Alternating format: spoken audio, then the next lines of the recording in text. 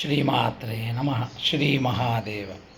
ఇంట్లో నరఘోష, నరపీడ, అలాగే భార్యాభర్తల మధ్య చిన్న చిన్న విషయానికి తగాదలు, అలాగే ఇంట్లో ప్రమాదాలు, ఏదైనా తరచుగా ఇబ్బందులు ఉన్నా, వాస్తుపరమైన దోషాలున్నా, జాతకపరమైనటువంటి దోషాలు ఉన్నా, ఏమున్నా కూడా వాటిని మనము సరిచూసి చెక్ చేసి, వారి యొక్క ఇంటిని కూడా చెక్ చేసి, వారి యొక్క జాతకాన్ని చెక్ చేసి, వారికి ఏ యంత్రం సరిపడుతుందో ఆ యంత్రాన్ని క్షుణ్ణంగా పూజ చేసి, సశాస్త్రమైన పద్ధతిలో పూజ చేసి, వాటికి సంబంధించినటువంటి హవన యజ్ఞ యాగ క్రతువులు కూడా పూర్తి చేసి వారికి యజమానికి అందజేయబడును.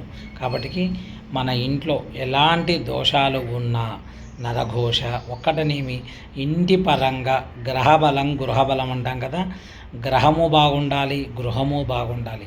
గృహంలో దోషాలు ఉన్నప్పుడు తప్పకుండా మనం ఇలాంటి పూజ చేసుకొని ఆ యంత్రాన్ని పెట్టుకున్నట్టయితే ఇంటి యజమానికి మనశ్శాంతి ఉంటుంది. అపమృత్యు దోషాలు కూడా తొలగిపోతాయి.